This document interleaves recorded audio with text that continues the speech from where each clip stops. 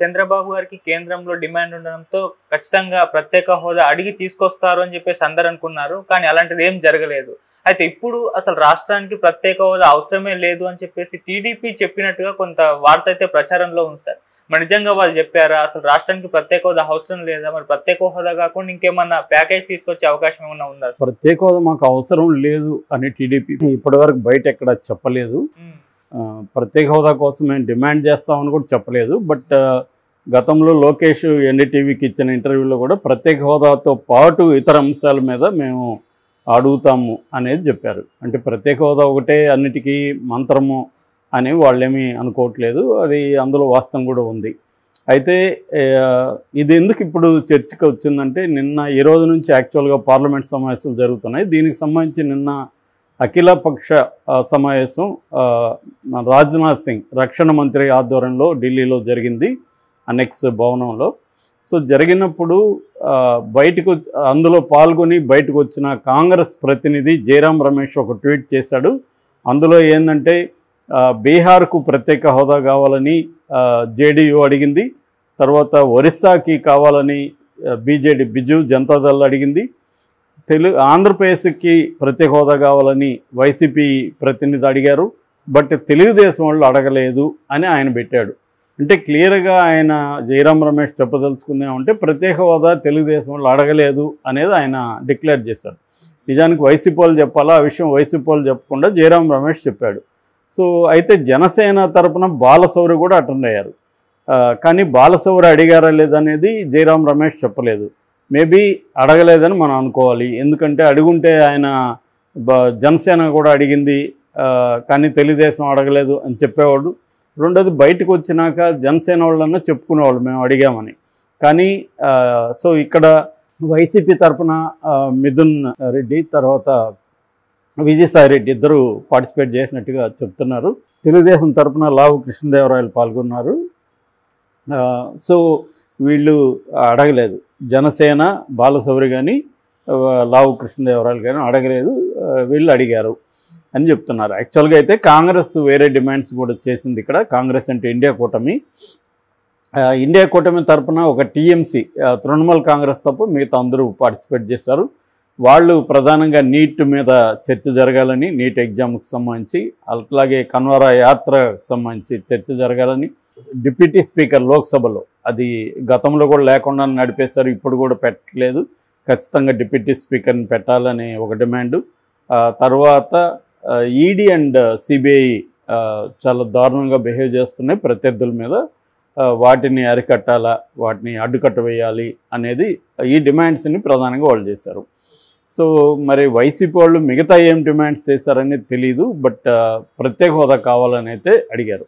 అయితే ఇక్కడ అందరికి ఇప్పుడు డౌట్ ఏమంటే తెలుగుదేశానికి ప్రత్యేక హోదా వద్దా, ఆంధ్రప్రదేశ్కి వద్దని తెలుగుదేశం అనుకుంటుందా, అనుకుంటే మరి ఎందుకు అడగలేదు అనేది ఇక్కడ ప్రశ్న. దీనికి తెలుగుదేశం వర్గాల నుంచి సమాధానం ఏంటంటే ఎన్డీఏని ఇబ్బంది పెట్టదలుచుకోలేదు తెలుగుదేశం, బీజేపీని ఇబ్బంది పెట్టదలుచుకోలేదు, అందుకనే అడగలేదు అనేది ఒక వార్త. అయితే ఇక్కడ డౌట్ ఏంటంటే అదే ఎన్డీఏలో ఉన్న బీహార్కి సంబంధించిన జేడీయూ వాళ్ళు గతంలో కూడా డిమాండ్ చేశారు.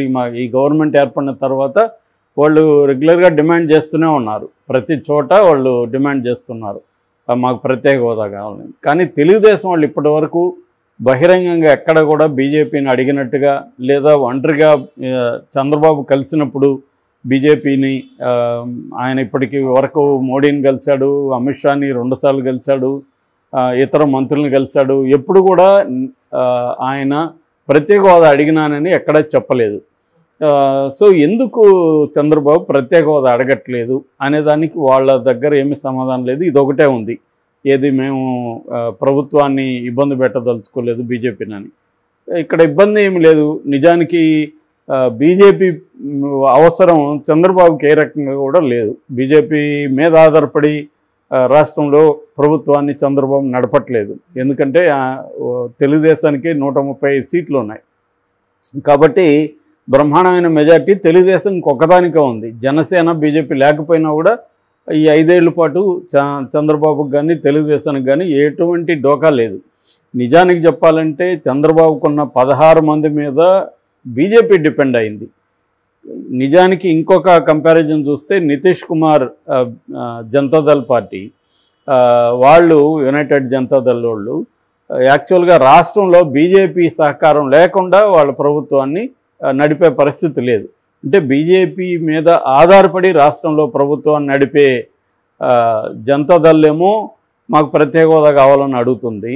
ఏ రకమైన డిపెండెన్సీ లేని చంద్రబాబు ఎందుకు అడగట్లేదు అనేది ఇవాళ చాలామంది ప్రత్యేక హోదా ఉద్యమకారులు కూడా ప్రశ్నిస్తున్నారు. ఇప్పుడు అది అవకాశం కదా, ఎందుకంటే చంద్రబాబుకి ఢిల్లీలో పలుకుబడి ఉంది, తను ఏమనుకున్న చక్రం తిప్పగలుగుతాడు. ఎందుకంటే ఈ 16 మంది ఓవరాల్గా 21 మంది ఆంధ్రప్రదేశ్ నుంచి ఎన్డీఏలో ఉన్నారు. కాబట్టి ఇప్పుడు 21 మందిగా గట్టిగా కానీ పట్టుబడితే ప్రత్యేక హోదా వచ్చే అవకాశం ఉంది అనేది ఒక వార్త. అయితే ప్రత్యేక హోదా నిజంగా ప్రాక్టికల్గా ఇవ్వగలిగే పరిస్థితి ఉందా అంటే నిజానికి లేదు. ఎందుకంటే ప్రత్యేక హోదా ఆంధ్రప్రదేశ్కి ఇస్తే బీహార్కి ఇవ్వాలి, ఒరిస్సాకి ఇవ్వాలి. ఒరిస్సాలో 2014లోనే బీజేపీ తన మేనిఫెస్టోలో ప్రకటించింది ఒరిస్సాకి ఇస్తామని. కాబట్టి ఈ డిమాండ్లన్నీ కూడా ముందుకి మిగతా రాష్ట్రాలు కూడా వచ్చే అవకాశం ఉంది. కనీసం ప్రత్యేక హోదా అడిగితే కనీసం ఒక బుందేలఖండ్ తరహా ప్రత్యేక ప్యాకేజ్ అయినా ఆంధ్రప్రదేశ్కి వస్తే ఆంధ్రప్రదేశ్కి హెల్ప్ అవుతుంది. సో అదేమీ వీళ్ళు డిమాండ్ చేయట్లేదు. అంటే చంద్రబాబు గురించి మనకు తెలుసు, ఆయన పేరు యూటర్న్ బాబు అని పేరు పెట్టారు. నిజానికి యూటర్న్ తీసుకొని ఏ రాజకీయ నాయకుడు లేదనుకో ఇవాళ రాజకీయాల్లో, అందరూ యూటర్న్ తీసుకునేవాళ్ళే. జగన్ తీసుకోలేదా? జగన్ కూడా అనేకసార్లు యూటర్న్ తీసుకున్న వ్యక్తే. కాకపోతే ఇక్కడ ఏంటంటే ప్రత్యేక హోదా విషయంలో చంద్రబాబు మరీ చాలా ఘోరంగా బిహేవ్ చేశాడు. ఎందుకంటే ఫస్ట్ ఏమో ప్రత్యేక హోదా కావాలన్నాయి, నిరసనలు అంతా తెలియజేశారు. ఆ తర్వాత వద్దు అని చెప్పి ప్రత్యేక హోదా అంటే అరెస్ట్ చేయండి అనే స్థాయికి వెళ్ళారు. ప్రత్యేక ప్యాకేజ్ కావాలని అసెంబ్లీలో తీర్మానం చేసి పంపించారు. ప్రత్యేక హోదా అంటేనే అసలు ఎగిరిపడ్డారు. తర్వాత మళ్ళీ జగన్ ఒక ఎత్తుగడ వేశాడు. అదేంటంటే పార్లమెంట్లో ప్రత్యేక హోదా కోసం మా వాళ్ళు రిజైన్ చేస్తారని ఛాలెంజ్ చేశారు తెలుగుదేశంలో. అప్పుడు డిఫెన్స్లోకి వెళ్ళిన చంద్రబాబు ప్రత్యేక హోదా ఇవ్వలేదు కాబట్టి ఎన్డీఏలోంచి బయటకు వస్తున్నట్టుగా ప్రకటించాడు. సో మళ్ళీ ఏమి ప్రత్యేక హోదా గురించి మళ్ళీ మాట్లాడడం కానీ ఏమీ లేదు.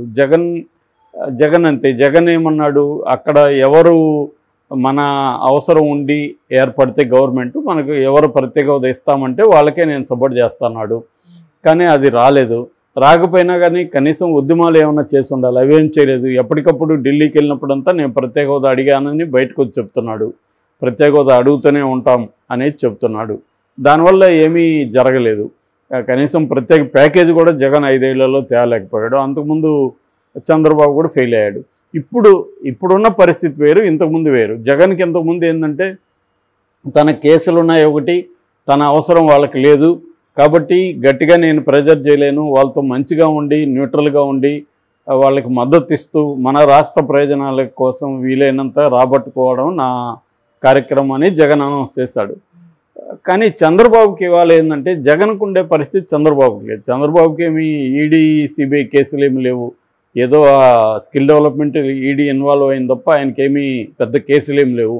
రెండోది ఆయన భయపడాల్సిన అవసరం, ఆయన మీద డిపెండ్ అయ్యి మోడీ పరిపాలన చేయాల్సిన పరిస్థితి. కాబట్టి ఇప్పుడు చంద్రబాబు కానీ 5 ఏళ్లలో ఆంధ్రప్రదేశ్కి కానీ చేయకపోతే మాత్రం చంద్రబాబు గడ్డు పరిస్థితి వస్తుంది. దీన్ని ఆల్రెడీ జగన్ ఉపయోగించుకోవడం మొదలుపెట్టాడు. మరి తెలుగుదేశం వల్ల వ్యూహం ఏంటి, ఎందుకు చంద్రబాబు భయపడుతున్నాడు? ఇప్పటి వరకు 40 రోజులు అయిపోయింది, ఏ రకమైన నిర్దిష్టమైన హామీలు లేవు. రేపు బడ్జెట్ ప్రవేశపెడుతున్నారు. రేపు కానీ ఆంధ్రప్రదేశ్కి ఏమన్నా వరాలు కానీ ఏమన్నా ప్రత్యేక వ్యవహారాలు రాకపోతే మాత్రం చంద్రబాబు గడ్డు పరిస్థితి. ఒకవేళ వస్తుందని ఏమన్నా ఈయనకి ముందస్తు సమాచారం ఉంటే దాని గురించి మౌనంగా ఉన్నారా స్ట్రాటజిక్గా అనేది కూడా మనకి రేపు తేలిపోతుంది. ఎందుకంటే రేపు పార్లమెంట్లో బడ్జెట్ ప్రవేశపెడుతున్నారు కాబట్టి అప్పుడు అందుకనే ఈయన చంద్రబాబు మౌనంగా ఉన్నాడు. ఆల్రెడీ బడ్జెట్లో ఆంధ్రప్రదేశ్కి కేటాయింపులు జరిగాయి అనేది కానీ ఉంటే మనం అర్థం చేసుకోవచ్చు. లేదంటే మాత్రం ఖచ్చితంగా చంద్రబాబుని అందరూ కూడా విమర్శిస్తారు.